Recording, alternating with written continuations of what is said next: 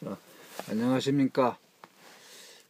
산해경을 읽고 해설해드리는 조기영입니다. 오늘은 산해경 대황서경 부분을 읽어드리는데,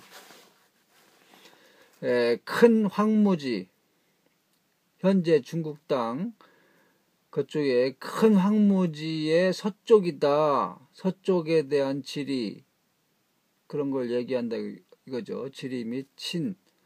여기에는 또 오늘은 어떤 신이 나올지 기대가 됩니다. 신들이 많이 나와요. 신들리고 싶으면, 신통하고 싶으면, 신통력 발휘하고 싶으면 산해경을 열심히 들어야 되겠죠. 이거는 이렇게 아무 부담 갖지 마시고 그냥 틀어놓고 들으시면 되는 겁니다. 요즘 세상에 뭐 산해경이라는 이 두꺼운 책을 읽으려고 하지 않지요. 그러니까 이럴 때 그냥 오디오다 생각하고 틀어놓고 꾸준히 들으면 저절로 신통하게 됩니다. 참 신통방통한 일이지요. 자, 그러면은 대황서경. 서북쪽 대해의 밖 대왕의 모퉁이에 산이 있는데 한쪽이 부서진 은전처럼 생겼다. 이 산을 부주산이라고 하며 황색의 신수가 그곳을 지키고 있다. 부주산이면은 정말로 중요한 산이네요.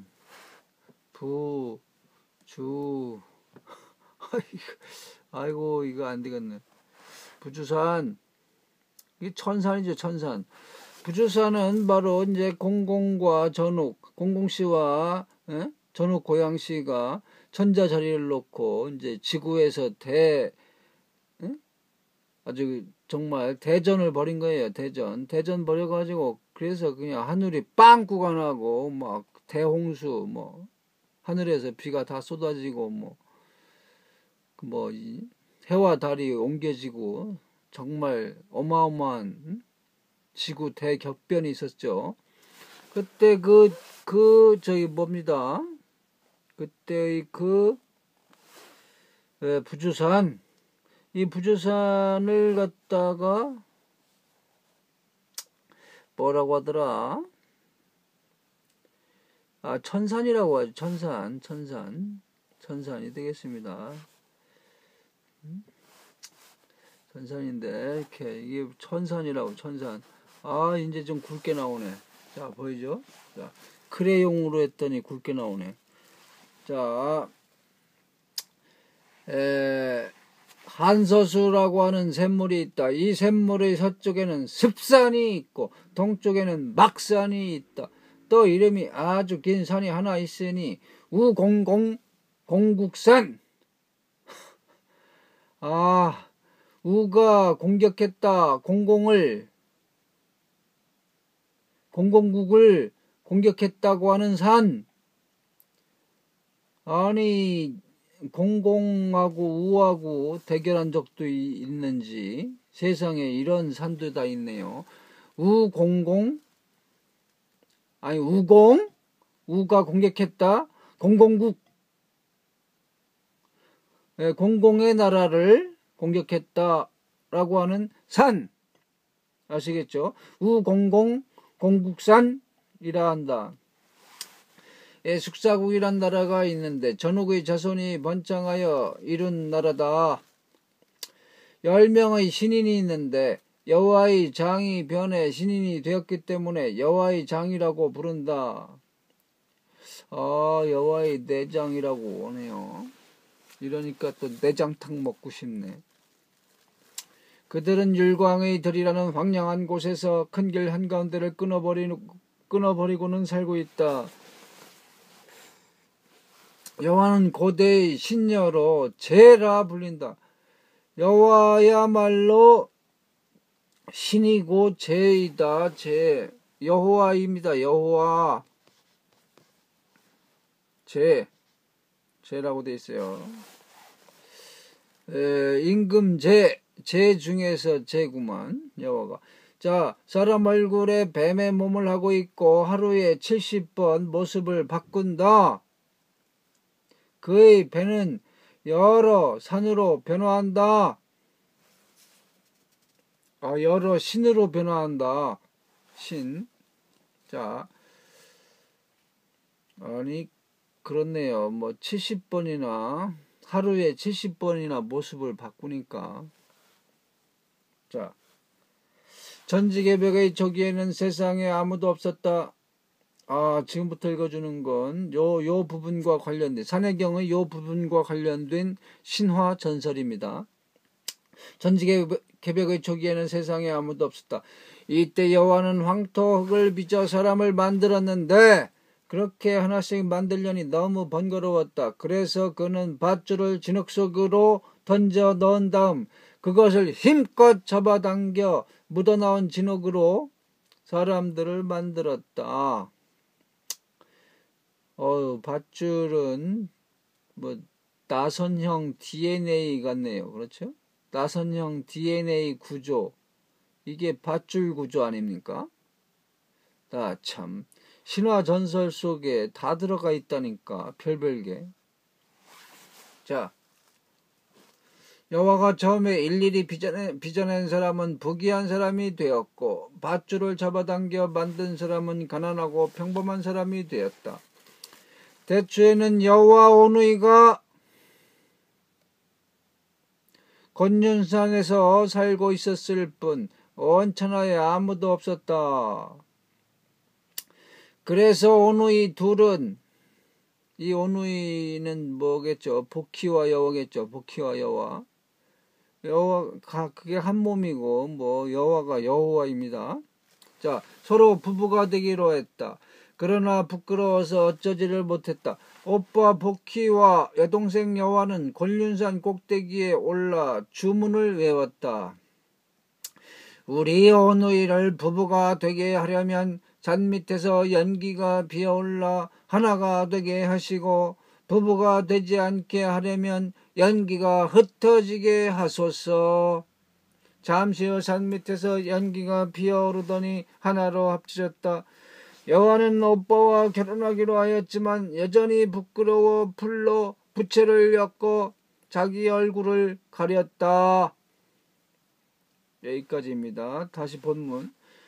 석이라는 신인이 있는데 서방에서는 그를 이라고 한다. 아니, 이는 우리나라가 이족 출신은 아닙니까? 동이 출신. 이가 나와요. 동이 출신. 이. 자, 석이.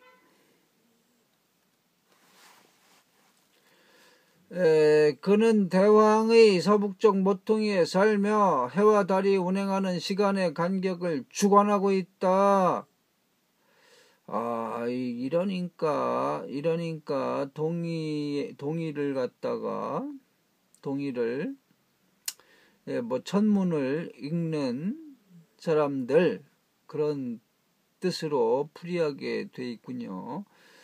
동의에 대한 정확한 뜻을 한국 사람들이, 우리나라 사람들이 잘 몰라서 제가 저희 유튜브 창에 동의의 정확한 뜻 이거를 올려놨습니다. 수인씨 해설할 때 그 창에다가 올려놨어요. 한번 보시기 바랍니다. 동의. 자, 귀가 크고 오색 털이 나 있는 질병스러운 새가 있는데 머리에는 관을 쓰고 있다. 이 새의 이름을 광조라고 한다. 미칠 광자 새조자 썼네요. 자, 산이 하나 있으니 대택장산이라 한다. 이 산에는 백민국이 있다. 서북쪽 대박 적수 동쪽에 장경국이 있다. 서주국이 있는데 이 나라 사람들은 성씨가 희이고 오곡을 먹고 산다. 이곳에 어떤 사람이 밭을 갈고 있으니 이름을 숙균이라고 한다. 제준의 후예로 후직이 있었는데 그는 하늘에 올라가서 하늘에 올라가서 각종 농작물의 씨앗을 가지고 인간 세상으로 돌아왔다. 이후 직이 종묘사직할 때의 그 직입니다. 바로 야, 이거 하늘나라에서 농작물의 씨앗을 가지고 인간 세상으로 왔다고 딱 나와 있죠. 자, 후직의 동생 태세가 숙균을 낳았다. 숙균은 아버지와 후직을 대신해서 각종 농작물을 심었고, 이로부터 천하의 농사가 시작되었다. 서주국에 적국처씨가 있다. 서주국에는 또 쌍산이라는 산이 있다. 제국의 첫째 부인 강원이 거인의 발자국을 밟고 기를 낳았다. 기가 바로 서주국의 선조다. 이게 뭐 주나라의 선조가 되고 그러죠. 그러니까 주나라도 보니까 서주국에서 나왔구먼. 서주국. 주나라도 그냥 원조 할아버지 국가가 있는데 그게 서주국이에요. 자, 그는 어려서부터 농사일을 좋아해 어른이 된 후에는 백성들에게 오곡을 심어 기르는 방법을 가르쳤다. 그래서 그의 자손들이 그를 후직이라는 존칭으로 부르고 있다. 자, 서해 밖 대왕에 거친 들판에 방산이라는 산이 있다. 산에 푸른 소나무가 자라는데 거격송이라고 한다. 이곳은 해와 달이 드나드는 곳이다. 서북쪽 해외 적수의 서쪽에 나라가 하나 있는데 선민국이라 부른다. 먼저 선자 백성민자.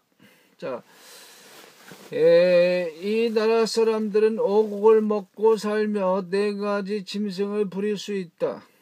북적국이 있다. 황제의 손자는 시균인데 시균의 후손이 북적 사람들이다.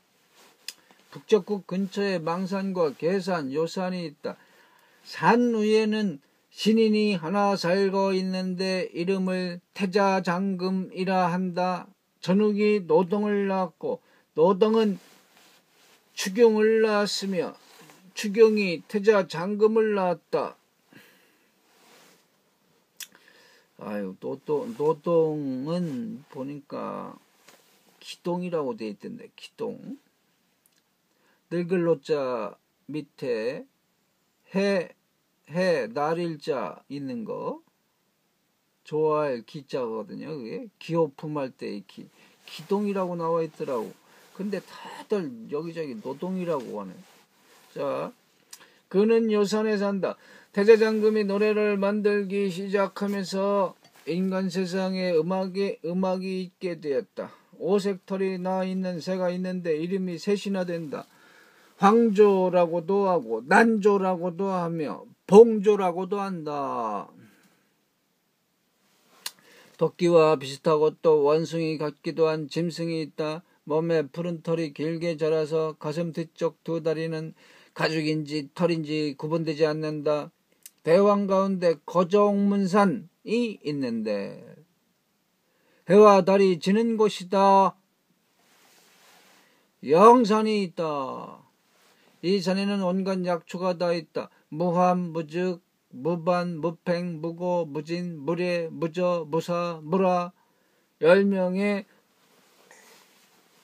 신령한 무당들이 모두 이 산에서 약초를 캔다. 이 산에 사는 10명의 신무는 옛날 신의들이다. 아주 신들린 의사들이었다. 이게 의사. 옛날엔 다 무당이, 옛날 옛적에는 무당이 의사였어요. 다. 그 무당이 꼭 의술 고치고 그럴 때 닭을 썼어요. 닭과 닥터를 썼습니다. 그래서 내가 그렇게 주장하는 거예요. 영어 닥터는 우리말 닥터리다 라고 주장하는 겁니다. 자, 서왕모산이 있고 학산과 해산이 그 근처에 있다. 세 개의 산 부근에 옥국이 있는데 옥국 백성들이 살고 있다. 옥국의 들판, 즉 옥야에 사는 백성은 봉황의 알을 먹고 감로를 마신다. 이곳에는 그들이 맛보려는 모든 미식이 구비되어 있다.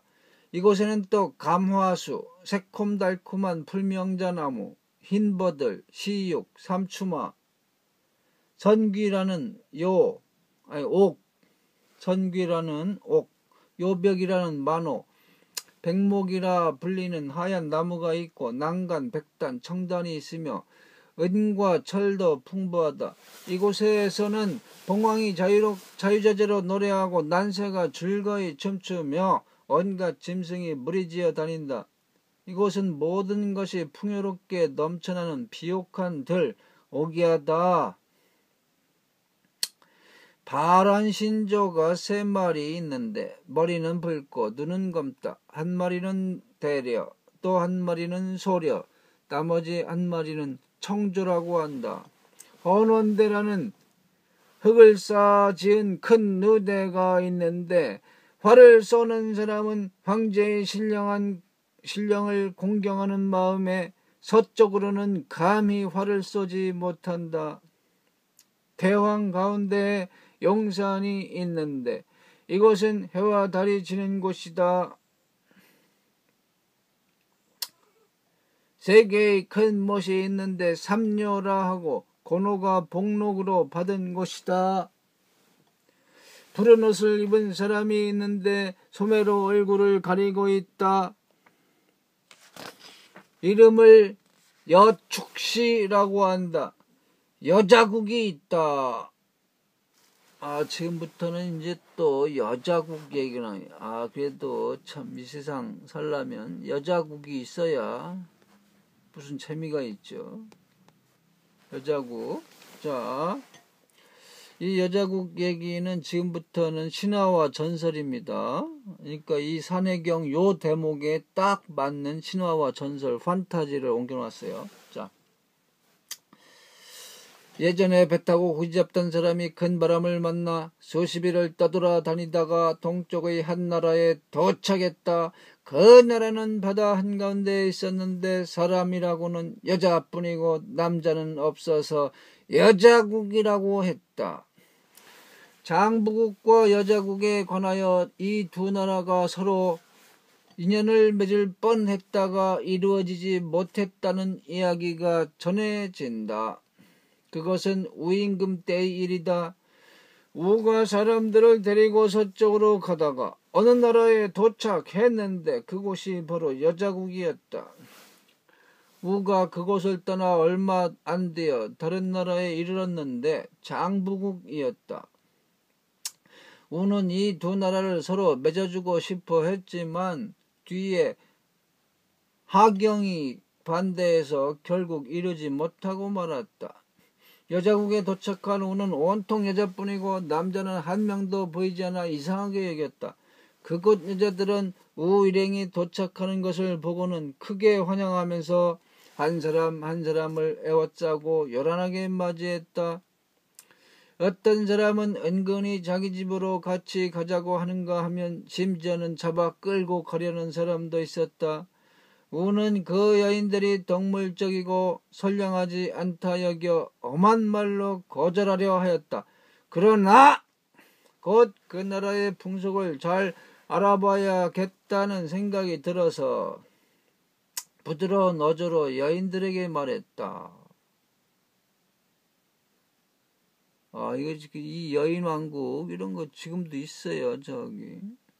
진짜로 서북부 티벳 가까운 그쪽에 여인왕국 유튜브에 다 나오더라고. 유튜브에 다 나와가지고 거기는 여자들이 다 계승하고 남자들은 그냥 하찮은 존재로 신화 받으려고 왔다 갔다 하고, 어떤 여자는 여자들이 마음대로 남자들을 날이면 날마다 선택 마음대로 할 수 있어요. 그래가지고 어떤 여자분은 거기서 100명도 넘는 남자와 지낸다고, 지냈다고 이렇게 얘기하는데 유튜브에 다 떠 있습니다. 여인국 유튜브에 다 떠 있어요. 지금도 있어요. 자, 우리 일행에 속해 있는 사람은 혼자서 대회를 빠져나갈 수 없으니 이야기를 하시려면 여기서 하십시오. 이 말을 들은 여인들은 몹시 실망하여 멍하니 서서 꼼짝도 하지 않았다. 우가 그들에게 물었다. 귀국의 남자들은 지금 어디 있습니까? 어째서 한 분도 보이지 않습니까? 우리는 귀국의 남자들과 이야기를 나누고 싶습니다. 여인들은 그 말을 듣자 매우 기분 나쁜 기색을 보였다. 잠시 후에 누군가가 말했다. 남자가 있기는 합니다만 아직 어린걸요. 그 말이 떨어지기 무섭게 어느 여인이 품에서 갓난아기를 꺼내 앞으로 나서면서 말했다. 이곳 남자와 이야기를 하시겠다고요? 그렇다면 이 아기와 이야기를 나누시지요.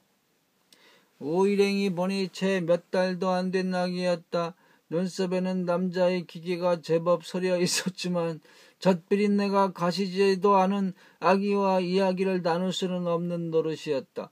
우가 여인들을 보고 웃으며 다시 말했다. 놀라지 마십시오. 우리는 귀국의 성인 남자와 이야기를 나누고 싶습니다.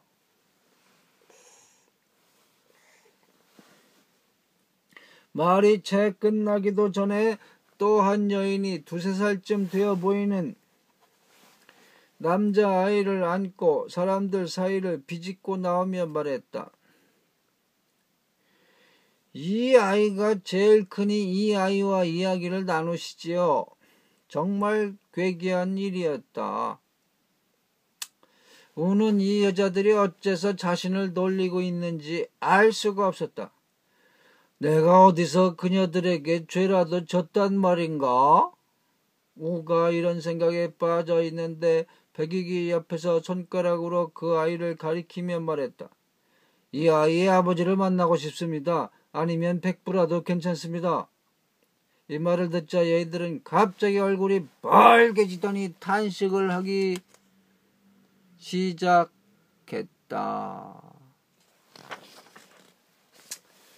잠시 있으려니 한 여인이 말했다. 그러지요. 모두 저희를 따라오십시오. 여인이 앞장서 걷자 다른 여인들 또한 우 일행을 둘러싸고는 구불구불 난 길을 걷기 시작했다. 잠시 후 그들은 큰 건물 앞에 도착했다. 그 건물은 3칸으로 되어 있었는데 가운데에는 우 일행이 알지 못하는 어떤 신을 모시고 있었다. 건물 뒤로 돌아가니 매우 큰 정원이 있었고 한가운데 한쪽 길이가 석장이나 되는 네모난 연못이 있었다. 연못 한가운데에는 2 여인이 나체로 앉아 있었는데 무엇을 하는지 알 수 없었다. 여인들이 그 연못을 손가락으로 가리키며 우 일행에게 말했다. 여기는 황지로 태회의 물이라고도 합니다. 이 못이 바로 저 아이의 아버지입니다. 아니 황지 태백에도 황지가 있는데 우리나라 태백에도 이런 황지가 있고 그죠? 황지. 아 근데 이 연못 물 이름이 보통이 아니군요. 태. 사람 태야 사람 태. 사람 태에다가 이 회. 살모사 회. 뱀회. 뱀회. 야훼가 우리말이라고 했잖아요. 야훼 여호와 야훼가 우리말입니다. 들판에 뱀, 들판에 용, 요 회자 쓰잖아요. 살모사 회, 도마뱀 회, 용 회, 야훼가 그러니까 우리말이라고. 여기는 지금 이 못 이름이 태회, 사람 태, 아이를 베는 태, 뱀, 용 이렇게 돼 있어요. 태회의 물. 정말 내가 참 찬해경 보면서 지금 놀라 자빠질 일이 한둘이 아니에요. 이렇게 신기한 얘기가 다 있다니. 태회. 야훼가 나왔어요 또. 자, 말을 마친 여인들은 다시 우 일행을 이끌고는 외따로 떨어져 있는 정원으로 갔다. 그곳에는 아무것도 없이 깊은 우물 하나만 있었다. 여인들은 그 우물을 가리키면서 우에게 말했다. 이것이 저 아이의 백부라 할 수 있겠습니다. 어허. 그러나 저 연못과 이 우물은 아이의 부친이자 숙부이면서 동시에 할아버지, 큰할아버지도 되고 증조부, 고조부, 시조부라 해도 안 될 것이 없습니다. 우리나라 사람은 전부 이 두 군데에 앉아서 둘러보다가 나온 것이지요. 가령 우리나라에 남자가 있다 해도 이 연못과 우물이 공공의 남편이랍니다. 가만있어봐. 이런 우물이, 가만있어봐. 신라 시대 박혁거세의 부인 알령이 이 우물에서 나오지 않았나요? 알령이 우물에서 나온 것 같은데, 야, 이렇게 신기한 우물이. 우가 그 말을 듣고 매우 이상해서 물었다. 방금 두 분이 안고 있던 아이들은 모두 남자아이들 아니었습니까? 그 아이들이 저라면 남자가 생기겠지요. 여인들은 그 말을 듣더니 한숨을 쉬며 말했다. 우리도 그런 바보 같은 생각으로 금이야 오기야 아이들을 키우지요. 하지만 모두 일찍 죽어버린답니다. 이해할 수 없어 그 이유를 물었더니 여인들이 말했다. 딸을 낳으면 다들 잘 자라는데 아들은 3살이 되면 반드시 죽으니 하늘이 정한 운명이 아니겠습니까? 그때 아이를 안고 있던 한 여인이 말했다. 제 아들은 이제 곧 3살이 됩니다. 더 키울 수 있을지 모르겠어요. 그러면서 그 여인은 통곡을 했다. 우 일행은 매우 안타까워하며 여인들을 위로했다. 그러자 갑자기 한 여인이 진지한 표정을 지으면서 말했다. 여긴 여자뿐이고 남자가 없어서 고민이었는데 마침 여러분이 오셨으니 이는 하늘이 맺어준 인연이라고 하지 않을 수 없습니다. 여러분이 영원히 이곳에 머무르시면서 우리와 부부가 되어주시면 그 어찌 좋은 일이 아니겠습니까? 여러분은 모두 중화국 사람 아니십니까? 노인들 말씀을 들어보니 중화국의 귀인들은 처도 있고 첩도 있어서 한 남자가 여자 100수십 명도 취할 수 있다 하더군요. 지금 우리는 그리 많지 않으니 여러분 21명이 한 사람당 200명씩 취하면 될 듯합니다. 여러분 의견은 어떠신지요? 저희는 절대 시기나 질투를 하지 않으니 그 점은 안심하셔도 됩니다. 우는 이 뜻밖의 제안에 황망히 답했다. 후하는 덕을 입어 감격스럽습니다만 저희들 모두 할 일이 있고 황제의 어명을 받들고 있어서 이곳에 오래 머무를 수 없습니다. 양해해 주십시오. 여인들은 잠시 침묵을 지키다가 말했다. 그렇다면 몇 분만이라도 이곳에 남으실 수는 없겠는지요?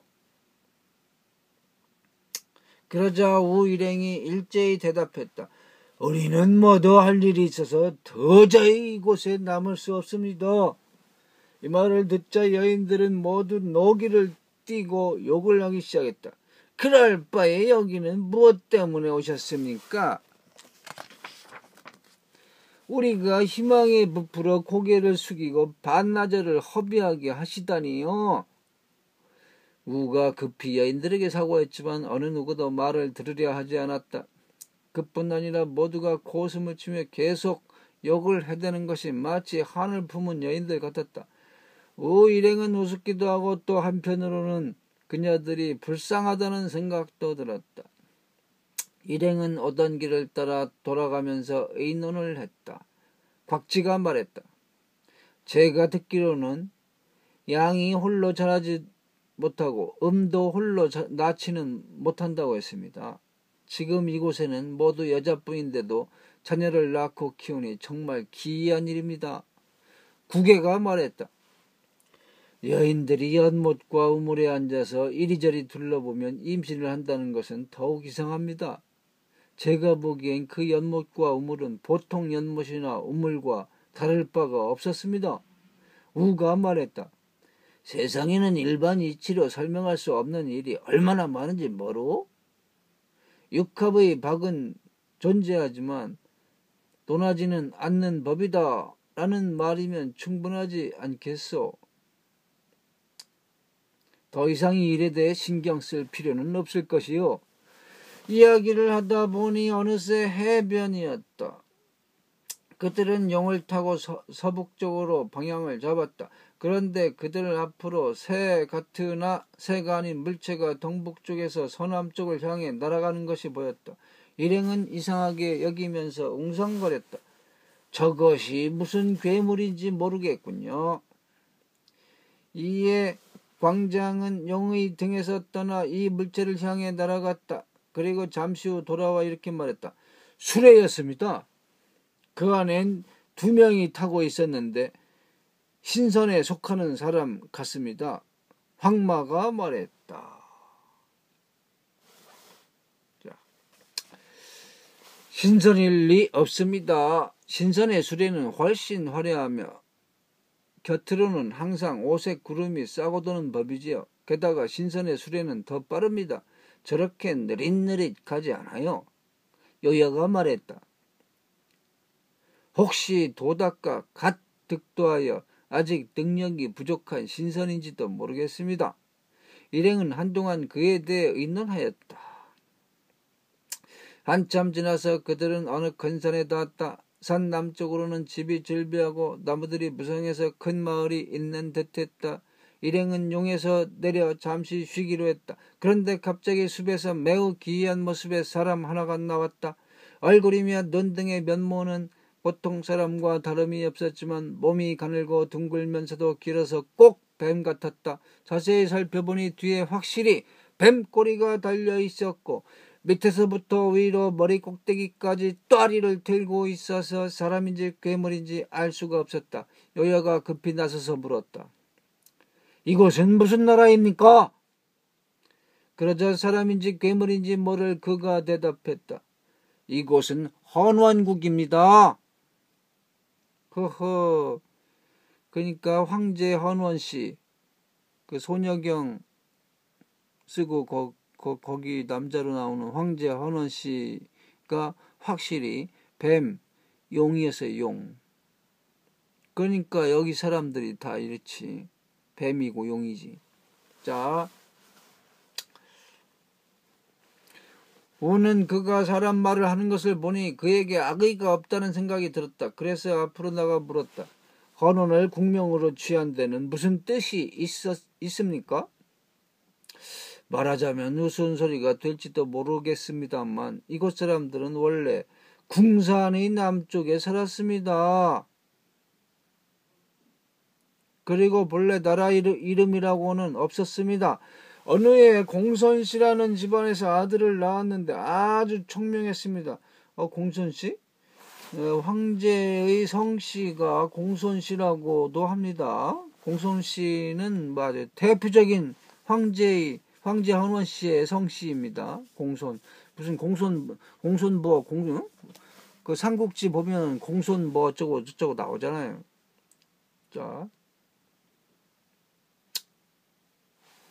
자, 뒤에 그 아이가 동해로 가서 대업을 일으켰는데 들리는 바로는 그 사람이 매우 위대해서 자신의 이름을 황제 헌원씨라고 했다 합니다. 후에 사방의 나라들이 전부 그를 두려워하면서 이곳이 그가 나서 자란 곳이라는 것을 알고는 헌원국이라고 부르게 되었지요. 예, 궁산 남쪽인데 이 궁피팔 궁자, 궁색할 궁자가 물론 몸소 궁자도 되죠. 근데 요 궁이 이렇게 이게 활궁도 되지만 뱀을 나타내기도 해요. 뱀이 이렇게 또 알이 틀면은 이렇게 되잖아. 그래서 궁산 하는 거예요. 이 궁자에도 뱀이 딱 들어가 있습니다. 자, 우는 생각했다. 내 고조가 태어나신 곳에 오늘 온 것이니 정말 다행이라 하지 않을 수 없구나. 바로 우임금이 황제 헌원 씨의 자손이에요. 그래서 자기 고조 할아버지 지금 땅에 왔다고 지금 좋아하는 거예요. 자,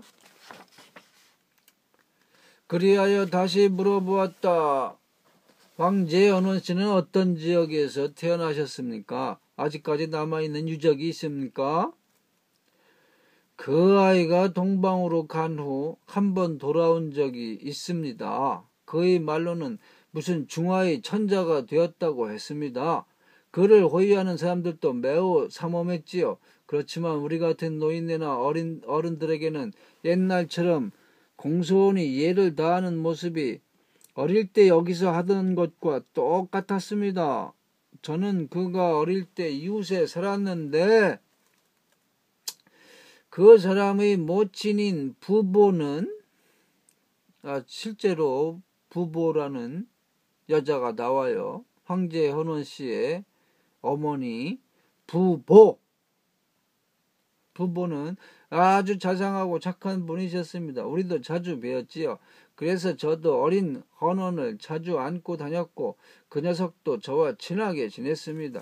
그때 돌아왔을 때도 제가 어릴 때 개구쟁이였던 일들을 말해 주었더니 기억하고 있더군요. 그리고 다시는 안 왔는데 나중에 들어보니 죽었다더군요. 그렇게 청명한 아이가 100살까지밖에 못 살고 요절했다니 정말 안타까운 일입니다. 어떻습니까? 그의 옛집에 가보시겠습니까? 여기서 멀지 않으니 함께 가십시다.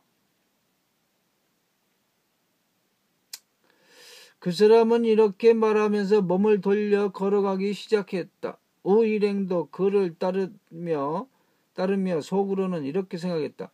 황제 헌원 씨가 지금까지 어찌 500~600년에 그치겠는가. 그런데 이 사람은 그를 안고 다녔다며 입만 열면 그를 일러 꼬마 녀석이라고 하니 이게 도대체 무슨 말인가.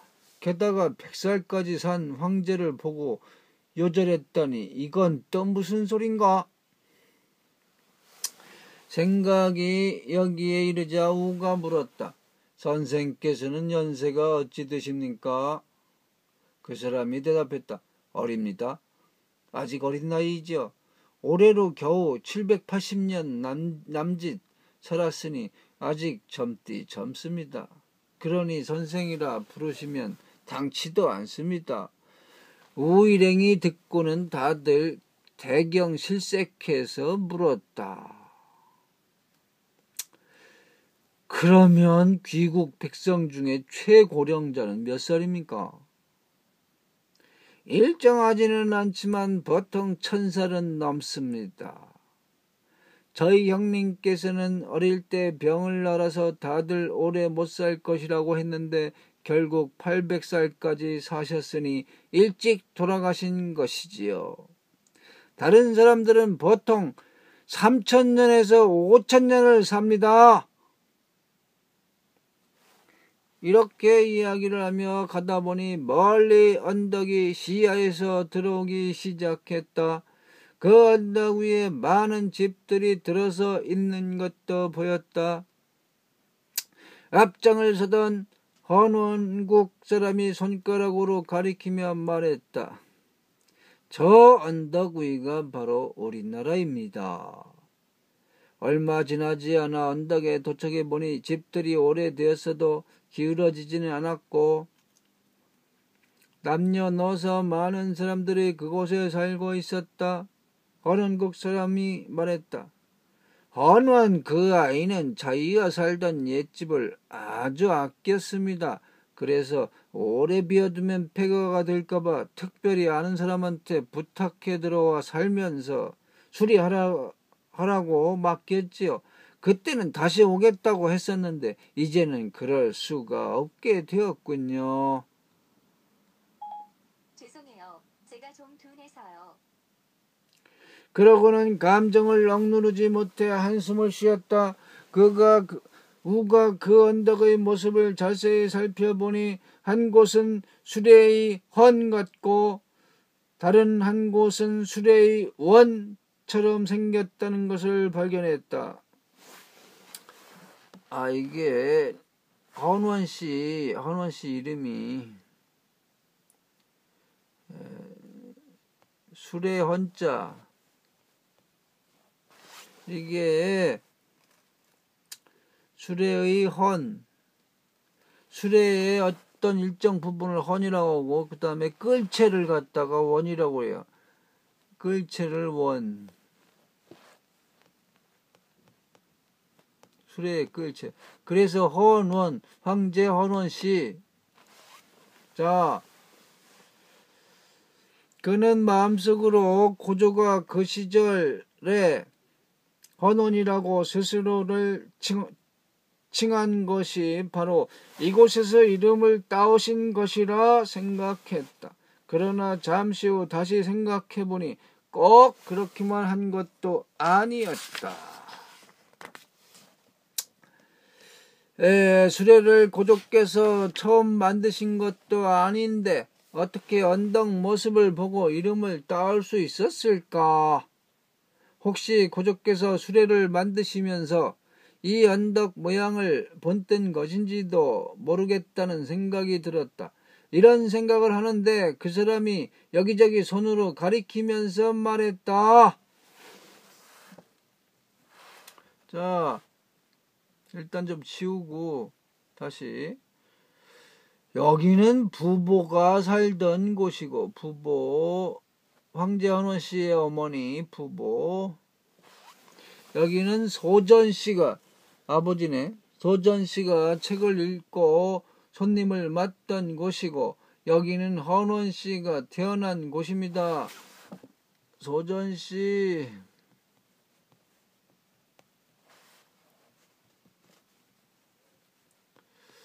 서전씨.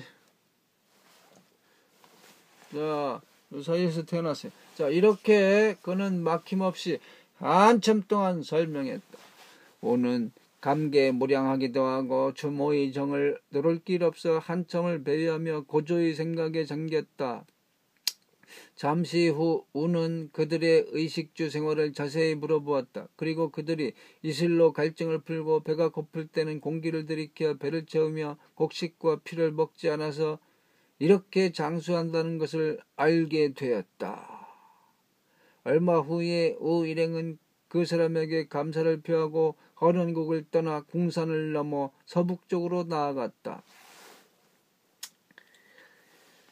어느 곳에 도착하니 그곳 사람들은 모두 노란 옷에 노란 관을 쓰고 허리에 보검을 차고 있었다.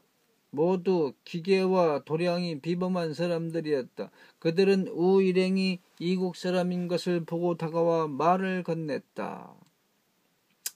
우가 자신들을 중화인이라고 밝혔더니 모두들 부러워했다. 중화에서 오신 분들이군요. 중화는 우리의 저국이랍니다.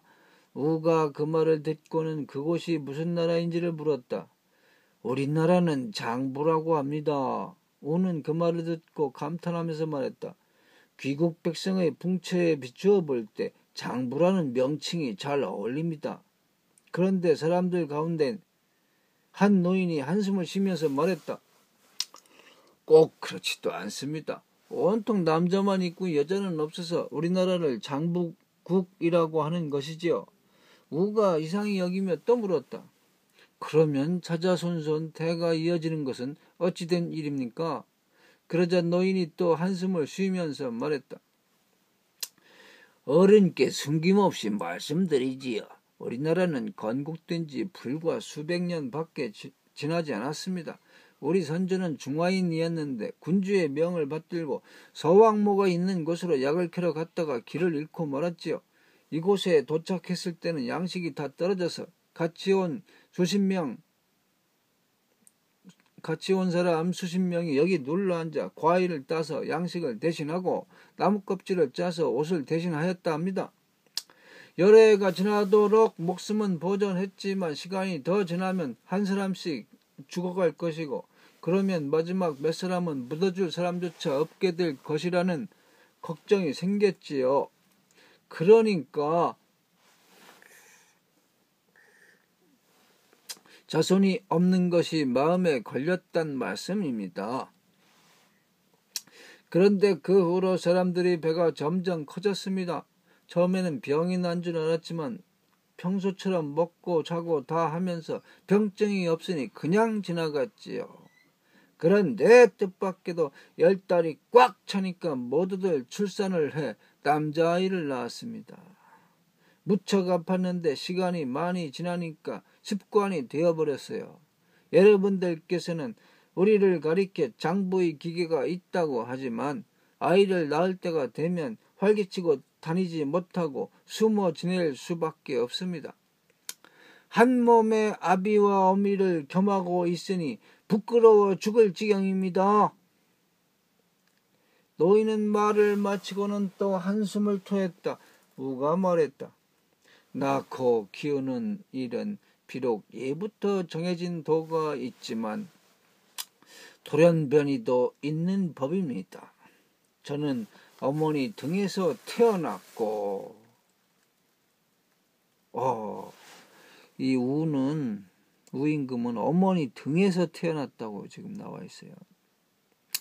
저희 동료 하나는 모친의 가슴에서 나왔다 합니다.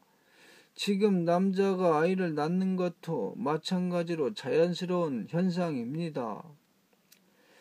우리 출산법은 대략 3가지가 있습니다. 하나는 일반적인 방법으로 등으로 낳는 것입니다. 또 겨드랑이에서 낳는 방법도 있습니다. 마지막으로 몸통으로 낳는 방법이 있는데 이 경우에는 잘 때나 깨어 있을 때나 자신도 느끼지 못하는 사이에 아이가 이미 나와 있습니다. 아무 흔적도 없고 부모도 고통을 느끼지 않는 이 방법으로 아이를 낳는 경우가 가장 드뭅니다. 그렇게 낳은 아이들은 전부 남자입니까? 노인이 또 한숨을 쉬면서 말했다. 여자아이도 있습니다.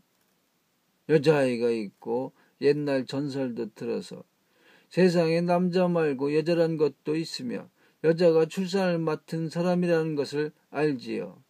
그렇지 않다면 우리가 어떻게 세상에 여자가 있고 남자가 출산하는 일이 수치라는 것을 알았겠습니까? 그러면 여러분께서 낳은 딸들이 자란 뒤에는 남녀가 혼인을 하지 않습니까? 그 말을 듣자 노인은 발을 동동 구르며 연신 한숨을 내쉬었다. 다 자랄 때까지 키우지를 못하니 문제입니다. 아직 4-5살을 넘겨 산 여자아이가 없으니 정말 하늘이 우리를 버리신 모양입니다. 우는 그들이 어떻게 회임하는지 묻고 싶었는데 입을 열기가 어려워 생각만 하고 있었다. 그런데 갑자기 백익이 이런 질문을 하였다. 아이가 태어나면 젖을 먹여야 하는데 귀국 백성이 젖도 먹입니까? 전에 선조께서 처음 아기를 낳았을 때는 젖이 없어서 고생이었지요. 그런데 나중에 생각해보니 남자의 양쪽 가슴에도 본래 젖꼭지가 2개 있는데 비록 조그맣기는 하나 형태는 있더라는 겁니다. 예전에는 분명 사용하다가 나중에 젖 먹이는 일을 여자들이 맡으면서 오래 사용하지 않아서 퇴화된 것이니 다시 사용하면 본능이 회복될 것 같다는 생각이 들었다고 합니다. 그래서 아기한테 자주 빨게 했더니 정말 효과가 있었다는군요. 얼마 안 되어 젖이 흘러 나중에는 출산한 사람 젖이 여자와 똑같아졌다고 합니다. 우가 다시 물었다. 그 선조의 조남이 무엇인지요? 중화의 어느 왕조에 사신 분이신지요? 선조께서는 성이 왕이요, 이름은 맹으로. 중화의 어느 왕조였는지는 기억이 나지 않습니다. 선조께서는 모두 몇 분의 자제를 두셨습니까?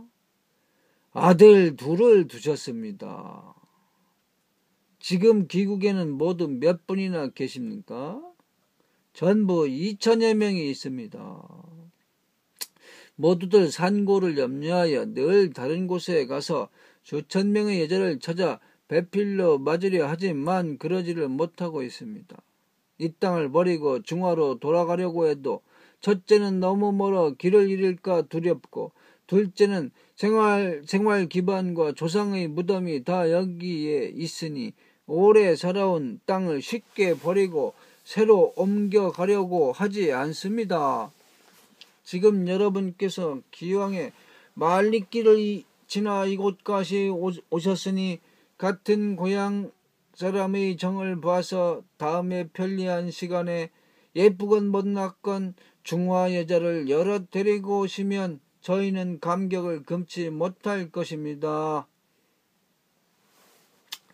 말을 마친 노인은 엎드려 절을 했다. 우가 급히 답례를 하면서 말했다. 이 몸이 세세히 따져서 방법을 찾기 위해 전력을 다하겠습니다. 그리고 다시 몇 가지 사항을 물어본 후에 일행은 그곳을 떠났다. 일행은 그날 밤 교회에서 머물렀다. 다 같이 문제를 해결할 방법을 의논하다가 여자국의 다급함과 장국의 고충을 생각해 보니 똑같이 한 가지 결함이 있다는데 생각이 미쳤다. 만약 무슨 방법을 써서 두 나라가 연합할 수 있다면 안으로는 원망하는 여자도 없고 밖으로는 외로운 남자도 없어질 것이니 두 나라가 다 좋아질 것이 분명했다. 더욱이 두 나라는 궁산 하나를 두고 양쪽에 있어 길도 멀지 않으니 더욱 편리할 것이었다. 우는 계책을 세우고 다음날 우선 이 방법을 장부국 사람들과 상의해서 그들의 동의를 얻은 후 다시 천장을 여자국에 보내어 동의를 얻기로 했다. 둘 중 하나라도 동의하지 않으면 더 말할 필요가 없을 것이다. 그러나 양쪽이 다 허락하면 여자국이 장부국으로 시집을 오거나 장부국 사람들이 그쪽으로 가서 대릴 사위가 되거나, 그것도 아니면 일부는 시집을 오고 일부는 대릴 사위로 가면 될 일이었다. 이 모든 일은 그들과 상의해서 결정해야 했다. 또 한 가지 신경 써야 할 점은 남자와 여자, 젊은이와 늙은이, 미남 미녀와 추남 추녀를 어떻게 짝지을 것인지에 대해서도 미리 말을 해 두어야 한다는 것이었다. 그래야 짝지을 때 쟁탈전이 벌어져 서로 원망하는 일이 없을 것이기 때문이었다. 일행이 우리의 이야기를 듣고는 모두 찬성했다. 의논을 마치자 백익이 웃으면서 말했다. 이번 중매는 천상을 짝지으니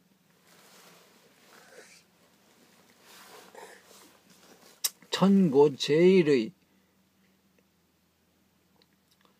중매가 될 것입니다. 전에 건수씨도 중매를 관장하는 관리였지만 한 번에 이렇게 많은 사람을 맺어준 적은 없습니다. 그 말에 모두 웃음을 터뜨렸다. 진규가 말했다. 남자가 아이를 낳고 젖을 먹이는 것도 정말 천구에 듣기 어려운 일이 아닙니까? 백익이 그 말에 대답했다. 그런 일이 우리 중국 역사에 다 있었는데 다만 많지 않았을 뿐입니다. 예전 어느 시대에는 채소를 파는 사람이 임신해서 아들을 낳았다고 하지요. 다만 그 사람이 어떤 방식으로 아이를 낳았는지 또 아이가 그 뒤에 잘 자랐는지 등은 알 수가 없었습니다. 또 어떤 노비가 있었는데 주인집에 화가 닥쳐 막 태어난 아기씨만 남았다고 합니다. 그 노비가 아기를 안고 도망가서 산중에 숨었는데 젖이 없어 고생을 하다가 자기 젖을 빨렸더니 며칠 뒤에 젖이 흘러서 결국 아이를 키우게 되었다고도 하지요.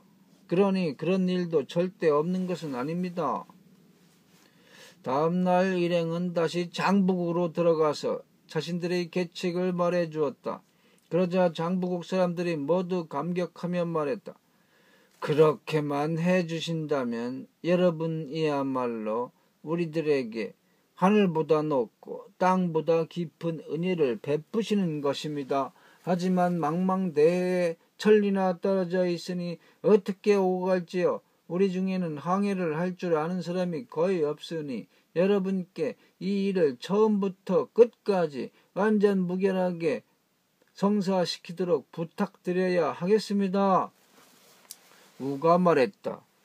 그야 당연한 일입니다. 다만 저는 여자국이 동의를 할지 염려스럽습니다. 가서 물어본 뒤에 다시 논의하십시다. 그녀들은 반드시 원할 것입니다. 세상에 이렇게 큰 결함을 지니고 살아오다가 어렵사리 여러분의 자비로 우리를 맺어 주신다는데 어찌 동의하지 않겠습니까? 그렇게만 된다면 제일 좋겠지요. 우일행은 이야기를 마친 후 교회로 돌아갔다. 그리고 다음날 황마와 대예를 여자국으로 보냈다. 우는 황마와 대예가 떠나기 전 그들에게 어떻게 말을 해야 하는지 일러주었다. 두 장수는 허공을 가르며 떠났다. 장부국 백성들이 우일행의 호의에 감동해서 음식과 예물을 보내는 수레가 끊이지 않았다. 우일행은 조용히 좋은 소식을 기다렸지만 의외로 그 어느 쪽에서도 아무런 소식이 없었다. 반나절이 지나자 우뿐만 아니라 경진, 여여 등의 천장들도 의구심이 들어서 말했다.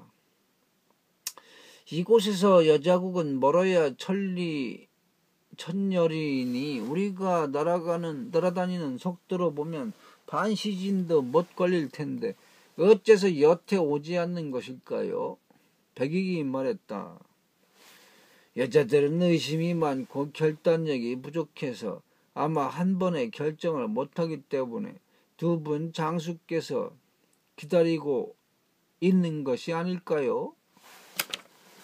자, 잠시 좀 이렇게 풍란도 좀 감상하시면서 이 풍란이 아주 아슬아슬하게 지금 살는지 죽을는지 에이구. 자, 일행은 그 말에 일리가 있다고 생각했다. 그래서 더 이상 신경 쓰지 않고 조용히 두 사람을 기다렸다. 그렇지만 다음 날이 되어도 그들은 돌아오지 않았다. 경진이 우에게 말했다. 느낌이 좋지 않습니다.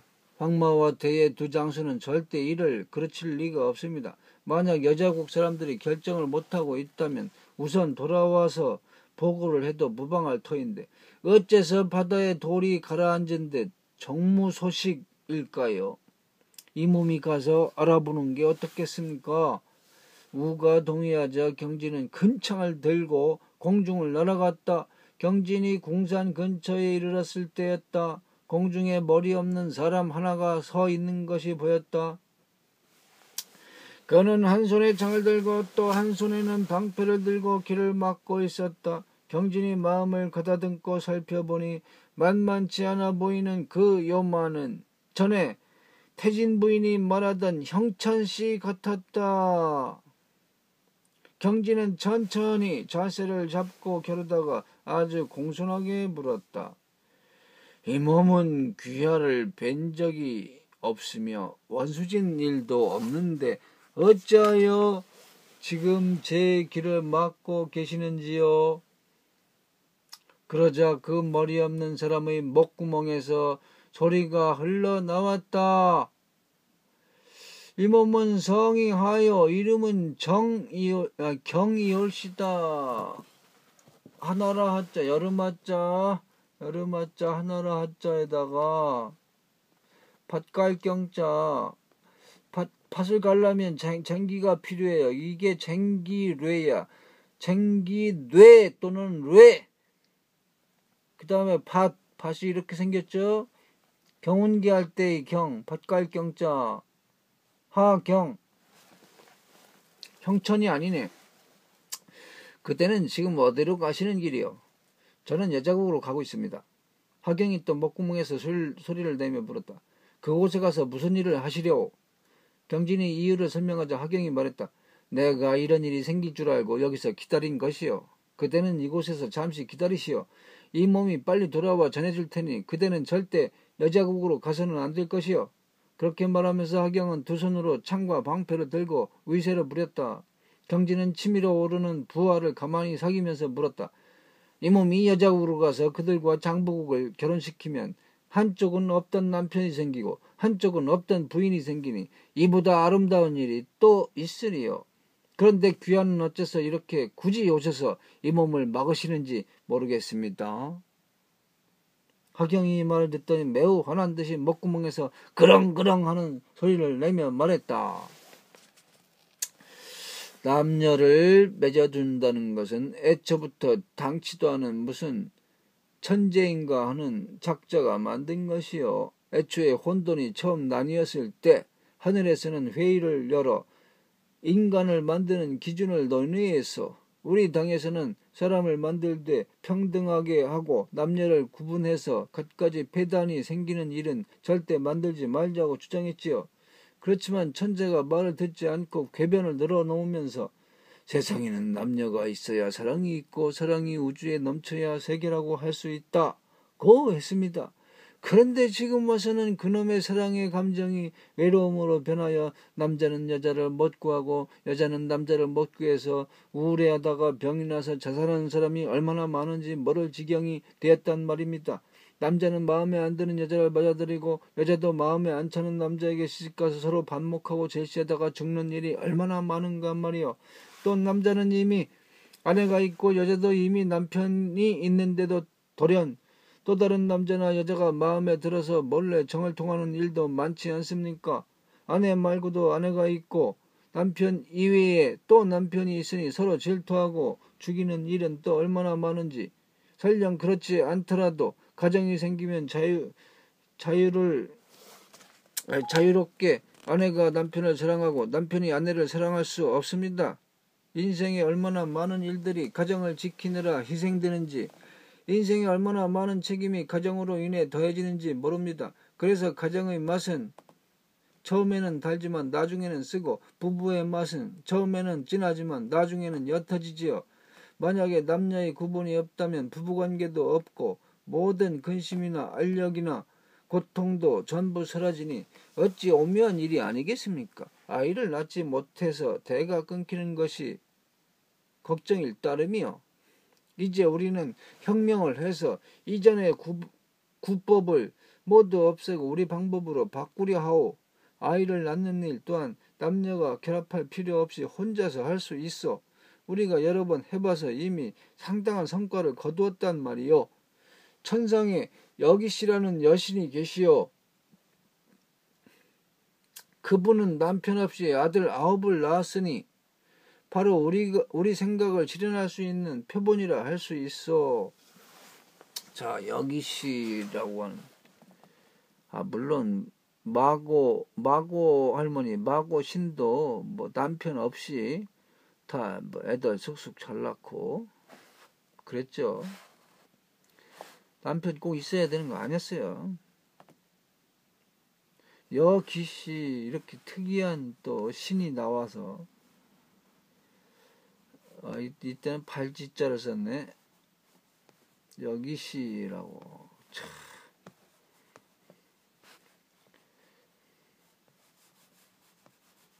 참. 우리는 여기 씨를 초대해서 이 방법을 하기에 전파하려고 여자국을 세웠고 고심 끝에 왕명을 고립시켜 남자들이 애를 낳고 기를 수 있도록 장보국을 세워 긴 세월이 흘러 효과를 보았지요. 이 방법과 생각을 온 천하에 전파하여 인류의 근심, 알력, 고통을 없애서 우리의 방법과 생각이 좋은지 아니면 당치도 않은 엉터리 천재의 옛날 방식이 좋은지 보게 하려고 했단 말입니다. 그런데 당신들이 그들을 결합시킬 방법을 모색하고 우리 정책에 반기를 들고 우리 계획을 망치려 하니 어찌 용서할 수 있겠소? 빨리 이곳을 떠나시오. 그러지 않으면 죽음을 면치 못할 것이요. 말을 마치자 그는 다시 창과 방패를 흔들며 위용을 과시했다. 경진이 듣고 생각해보니 그가 입만 열면 천재에게 반대하는 것으로 보아 분명히 태진 부인이 말한 천상의 흉악한 혁명분자임에 틀림없었다. 그렇다면 섣불리 대적하기보다 얼른 돌아가서 상의를 하는 것이 좋겠다는 생각이 들었다. 경진은 막 몸을 돌리려다가 궁금한 점이 떠올라 이렇게 물어보았다. 어제 우리 동료 둘이 이곳을 지나갔는데 혹시 보지 못했어? 그 둘이 당신 동료였어? 재주라고는 없이 허풍만 대단한 자들이더구만. 그들에 대해 물어본다면 해줄 말이 없어. 추를 휘두르고 손에는 칼 한 자루를 들고 겁도 없이 대들다가 나한테 잡혀버렸어. 그들과 한패라면 당신 또한 좋은 사람은 아닌 것 같으니 한시라도 빨리 떠나는 게 좋겠어. 말을 마치자 그는 창을 들어 공격할 태세를 취했다. 경진은 하는 수 없이 돌아와 방금 상황을 우에게 아뢰었다. 우는 황마와 대의 두 장소가 포로로 잡혔다는 말을 듣고 무척 걱정이 되어 말했다. 어쩌면 좋겠어. 경진이 대답했다. 소신이 보기에는 이번 일이 중차대하니 부인에게 가서 방법을 찾아보는 수밖에 없겠습니다. 광장과 동률 등 네 장수는 황마와 대예가 사로잡혔다는 말을 듣고 이를 갈며 분노하며 일제히 외쳤다. 대짜니 머리 없는 미친 귀신에 지나지 않은 것 같은데 그런 놈한테 무슨 재주가 있겠습니까? 우리 다섯이 먼저 가서 겨뤄보고도 안 되면 그때 부인에게 가도 늦지 않습니다. 경진이 그 말을 듣고는 미심쩍어 하면서 말했다. 소신이 겁이 나서가 아닙니다. 태진 부인께서 말씀하신 적이 있습니다. 천재께서 그들을 평장하시는 것도 쉬운 일이 아니라고 하셨는데 하물며 우리가 쉽게 그들을 이기겠습니까? 제가 보기엔 신중을 기하는 것이 좋을 듯합니다. 경진 등이 이런 이야기를 나누고 있을 때였다. 자, 어디 좀 충전기 좀 일단 좀 꽂고 잠시. 자,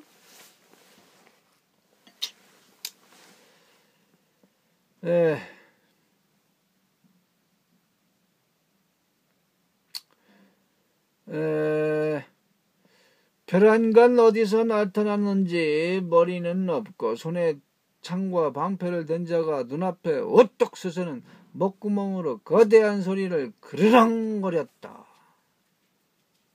어느 놈이 감히 나에게 머리 없는 미친 귀신이라고 욕을 하느냐? 정말 괘씸한 놈이로구나. 그는 커다란 방패를 지켜 들더니 광장 동률 여의야 어묵전을 한꺼번에 사로잡고 경진을 가리키며 말했다. 내 놈 같은 자잘한 녀석들을 잡으려고 내가 온 것이 아니다. 네가 그 무슨 부인인지한테 도움을 청하겠다면 얼마든지 가서 청해라. 너희들이 섬기는 그 당치도 않은 엉터리 천재도 무섭지 않거늘 하물며 여자를 두려워할 것 같으냐? 그는 말을 마치고는 순식간에 사라졌다. 우일행은 무서워 벌벌 떨었다. 여기서 말한 것을 그가 어떻게 다 알고 있었을까? 저들어올 때도 아무 조짐없이 갑자기 들이닥치더니 가버린 다음에도 전혀 종적을 찾을 수가 없었다. 게다가 천장 6명도 잡혀갔으니 정말로 사람의 기룡화복을 알 수가 없구나 하는 생각이 들었다. 운화 부인에게 가서 도움을 청해야 하나? 모두들 생각을 하면서도 서로 얼굴만 마주볼 뿐 감히 말을 꺼내지 못했다. 그때 무장을 하고 은갑옷을 입은 두 사람이 각각 백룡을 타고 호련히 동해로부터 오는 것이 보였다. 모두들 놀라 그들이 누구인지 물어보려는데 두 사람이 용의 몸에서 뛰어내려와 우위에게 예를 올리며 말했다. 이곳은 더 머무르기에 적당치 않으니 전하께서는 어서 몸을 피해 저희를 따르시지요. 말을 마치자 그들은 급히 몸을 돌려 나갔다. 우가 그들에게 누구인지 물어보려 했지만 그들은 이미 용의 등에 타고 고개를 돌리며 말했다. 빨리 따라오십시오. 일행은 영문을 알 수 없었다. 그러나 악의가 있는 것 같지는 않아 다 같이 용의 등에 올라타고 두 사람의 백룡을 따라갈 수밖에 없었다. 용들은 곧장 화살처럼 서쪽을 향해 넓고 아득한 바다 위를 날아갔다. 3시즌쯤 지나서 큰 산에 도착하자 용들이 땅으로 내려앉았다. 우 일행을 이끌던 두 사람이 다시 앞으로 나와 우에게 예를 행하며 말했다. 여기서는 마음 놓고 이야기하실 수 있습니다. 우는 그들의 이름을 물었다. 그중 한 명은 서해신으로 성은 축이고 이름은 량이었고 또 한 명은 서해군으로 성은 구이고 이름은 태구였다. 우는 그들에게 감사를 표한 후 물었다. 대체 이곳이 어떤 곳이기에 마음 놓고 이야기할 수 있다는 것이요? 그러자 충량이 말했다. 저쪽으로 1만리 안쪽은 모두 놈들의 세력권이라 이야기를 나누면 그들이 다 들어서 이를 그르칠 수 있습니다. 그러나 여기는 저들의 이목이 닿지 않아서 안심하고 이야기할 수 있습니다.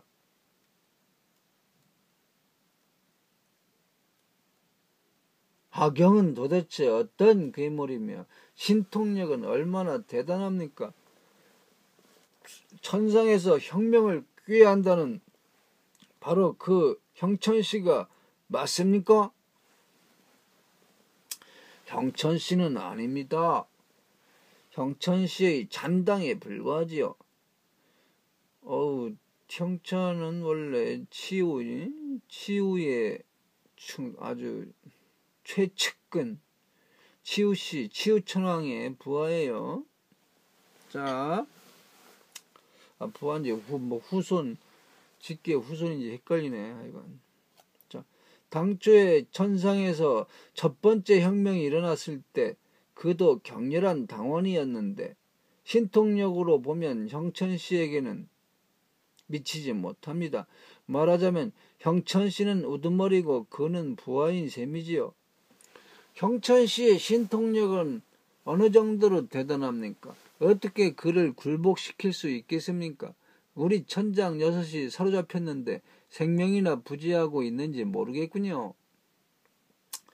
지금 천재께서 발방의 신과 귀신을 보내 그들을 진압하고 있으니 형천씨 일당의 신통력이 대단하다고는 해도 얼마 안 가서 붙잡힐 것입니다. 6 천장 또한 순환은 당했으나 목숨은 위태롭지 않으니 걱정 마십시오. 이 몸이 우연히 좋은 일을 하자고 장부국과 여자국 두 나라를 짝지어 주려 했다가 그들의 분노를 사서 큰 화를 자초했으니 지금 생각하면 후회스럽기 짝이 없습니다. 구태구가 웃으면서 말했다. 전하의 잘못이 아닙니다. 저들 일당이 음모를 꾸민 지 오래되어서. 설령 전하께서 도모하신 그런 일이 없었더라도 다른 일로 문제가 터졌을 것입니다. 단지 시간 문제였을 뿐입니다. 그러니 개의치 마십시오. 우가 다른 일을 물어보려는데 충량과 구태구가 일제히 작별을 구해왔다. 지금쯤 발방의 신지들이 그들을 소탕하고 있을 것입니다. 신지, 이 신지라는 이름 많이 들어봤는데, 신지, 혁덕, 단기고사, 환단고기, 이런데 신지라는 이름이 나오는 것 같은데. 자, 저희도 가서 힘을 더해야 하니 더 이상 모시고 있을 수가 없습니다. 곧 돌아와 좋은 소식을 전하겠습니다. 그들은 각자의 백룡을 타고는 질풍처럼 날아갔다. 일행은 6천장이 되어 염려되어 다들 우울했지만 어찌할 수가 없었다. 홍몽씨가 말했다. 여기가 어디인지도 모르겠고 이 산이 무슨 산인지도 모르겠군요. 방금 그들에게 물어보지 않은 게 아쉽습니다. 산 위로 올라가 살펴보는 것이 좋겠습니다. 우도 그 말이 옳다고 여겼다. 그러나 산이 너무 높아 걸어서는 도저히 오르기 어려울 것 같았다. 그래서 일행은 용의 등을 올라타고는 꼭대기로 올라갔다. 저쪽을 바라보니 산 뒤로 다른 산이 험준하게 이어져 두 봉우리가 우뚝 솟아 있었다. 위쪽은 합쳐져 있고 아래쪽은 갈라져 있는 모습이 마치 거대한 문 같았다. 그 안쪽은 깊고 어두워서 어떤 곳인지 알 수가 없었다. 그때 해는 이미 서쪽으로 기울어 햇살이 찬란하게 빛나 똑바로 쳐다보기도 어려웠다. 동쪽을 돌아보니 망망대해가 말리 넘어 푸르게 펼쳐져 있었다. 우일행은 비록 여행 중이었지만 6장수의 걱정에 한참을 배회하면서도 모두들 말이 없었다. 한참 후에 다시 서쪽을 바라보니 태양이 두 봉우리 사이로 들어와 천천히 천문 중앙으로 가라앉으며 순식간에 하늘이 노을로 빨갛게 물들었다. 그제야 일행은 이곳이 바로 해와 달이 들어가는 천문이자 서쪽 끝이라는 것을 깨달았다. 그들은 산꼭대기에서 대충 하룻밤을 보냈다. 다음날 아침 우일행이 산 위에 먼 곳을 보니 사람이 누워있는 것 같았다. 어제는 없었던 일이었다. 모두들 이상해서 가까이 가보니 상처를 입고 죽은 사람이었다. 두 팔은 잘렸고 두 다리는 꺾였으며 머리는 무엇인가에 부딪혀 심하게 일그러져 있었다. 부상당해 죽은 지 얼마 되지 않아 보이는데 어디서 왔는지 알 수가 없었다. 한참 궁리를 하는데 호련히 구태구가 용을 타고 나타나서 우에게 말했다. 이미 악당 두목이 잡혔고 잔당은 소탕 중이니 이제 전하께서는 가보셔도 되겠습니다. 우가 급히 물었다. 황마 등 6장수는 무사합니까? 모두 구출되었고 부상도 없으며 지금 운하부인 편에서 싸우고 있습니다. 그 말을 듣고는 모두 더할 나위 없이 기뻐했다. 백익이 팔이 잘라져 나간 시체를 가리키며 구태구에게 물었다. 저자는 누구입니까? 어디서 왔습니까? 어제는 보지 못했던 시신입니다. 구태구가 살펴보고는 대답했다. 그는 허라는 자입니다. 허. 형천씨 일당으로 어제 싸움에서 태극진인 안도명과 맞서 싸우다가 당해내지 못하고 서쪽으로 도망쳤는데 태극진인이 비도 2자루를 날려 팔을 잘라버렸습니다. 아마 여기까지 도망치다가 통증이 심해 공중에서 떨어져 다리뼈가 꺾여 죽은 모양입니다. 우일행은 용을 탈 채비를 하면서 구태구에게 물었다. 이 산은 무슨 산입니까? 일월산이라고 합니다. 해와 달이 이 산 뒤에 있는 천문으로 들어가기에 그런 이름으로 부릅니다. 이곳은 서쪽의 끝, 천지의 중추입니다. 우일행이 탄 용이 구태구가 타고 있는 용을 따라 하늘로 활활 날아 동쪽으로 가니 사방에 오색 구름이 비어오르고 기이한 향내가 가득했다. 그곳에서는 팔방에 신지가 승전고를 울리며 돌아가는 중이었다. 경지는 그들 대부분을 알고 있어 하나하나 우에게 알려주었다. 그들 중에는 우가 아는 이도 있고 모르는 이도 있었다. 대략 2시즌쯤 지나니 멀리 전에서 상스러운 기운이 피어오르며 깃대와 고리들이 무성하게 모여들고 사람들이 개미떼처럼 웅성거리는 것이 보였다. 그러나 어떤 곳인지는 알 수 없었다. 구태구의 용이 갑자기 산기슭으로 내려가자 우일행이 탄 용도 따라 내려갔다.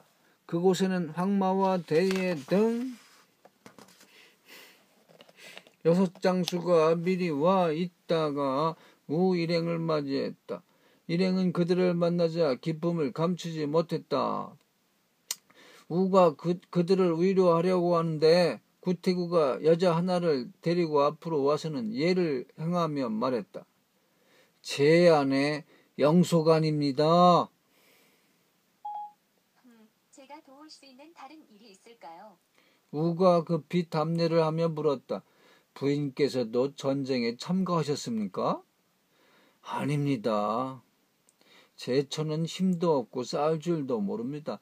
어제 전투에는 서왕모, 운화부인, 구천현녀, 일중오제의 부인 및 선녀들이 많이 와서 제 처가 시중을 드느라 여기 나와 있었습니다. 서왕모와 운화부인도 모두 산 위에 계십니까? 영수관이 대답했다. 서왕모와 구천현녀는 일찍 떠나셨고 일중오제의 부인들도 방금 가셨으니 운화부인만 아직 위에 계십니다. 우는 서왕모가 떠났다는 말에 실망을 금치 못했다. 작년에 천자에게 작별 인사를 올릴 때 천자께서 서왕모를 만나면 대신 감사를 드리라고 했는데 이렇게 지척에서도 만나지 못했으니 아쉬운 일이 아닐 수 없었다.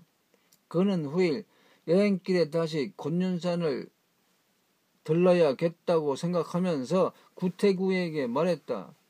그러면 저는 운화부인께 가서 인사를 올리겠습니다. 구태구가 대답했다. 그렇게 하시지요. 우는 백익등에게 밑에서 기다리라고 분부했다. 그런 후 천지의 14장수를 데리고 구태구의 부인을 따라 의관을 정지하고는 천천히 산상으로 올라갔다. 막 산허리에 이르렀을 때 오색 구름덩이가 하늘로 뭉실뭉실 날아가는 광경이 보였다. 영수관이 말했다. 팔방의 신지가 해산하려나 봅니다. 좀 더 빨리 가야겠습니다. 그 말을 듣고 모두가 급하게 산을 오르는데 고련히 산세가 확 트이면서 넓은 평지가 나타났다. 동서남북 사방이 4개의 높은 봉우리로 둘러싸여 있었고 서쪽 봉우리가 특히 험준하게 우뚝 솟아 있었다. 운하부인은 많은 선녀들과 함께 동쪽 산봉우리 아래에 있었다. 북쪽 봉우리 가까이에는 머리 없는 사람 2명이 거대한 2줄의 철끈에 묶여 있었다. 그중 하나는 창과 방패를 들고 있어서 하경인지 알 수 있었다. 다른 하나는 한 손에 방패를 들고 다른 한 손에는 도끼를 들고 있는데 젖꼭지가 눈이 되어 있고 배꼽이 입이 되어 있었다. 생각해보니 그가 바로 형천씨인데 그 모습이 정말 놀라웠다. 그곳에는 내장이나 떨어진 곳에는 또 다른 죽은 자가 누워 있었다. 그 모습은 여자 같았는데 누구인지는 알 수 없었다. 우는 그들을 구경하면서 천천히 운하부인 쪽으로 걸음을 옮겼다. 운하부인은 선녀들이 일제히 몸을 일으켜 운하부인과 선녀들이 일제히 몸을 일으켜 우를 맞이하였다. 전하, 오랫동안 못 뵈었군요. 치수사업에 고생이 많으십니다. 머지않아 큰 공을 이루실 것입니다. 앉으시지요. 우는 잠시 사양하다가 자리에 앉았다. 살펴보니 여러 선녀들 모두 모르는 이들이었다. 운하 부인이 하나하나 소개해 주었다. 이분은 옥녀 이경손이고, 이분은 서방 백서 옥녀이고, 이분은 자호 현군 왕화존 부인이고. 운하 부인이 차례로 선녀들을 소개해 주었지만 우는 그 많은 사람들을 모두 기억할 수 없었다. 그저 한 명 한 명 소개될 때마다 절을 하며 예를 올릴 뿐이었다. 운하 부인이 말했다. 어제 싸움은 제법 컸습니다. 생각해보니 도와준 분이 1000명도 넘는군요. 이제 남자들은 하나하나 떠났고 여자들 중에도 이미 떠난 분들이 적지 않습니다. 저희 어머니와 언니, 사매 등도 일이 있어서 돌아갔고 여기 몇 분들만 저와 남아 계십니다. 본래 일찍 떠나려고 했는데 두 포로가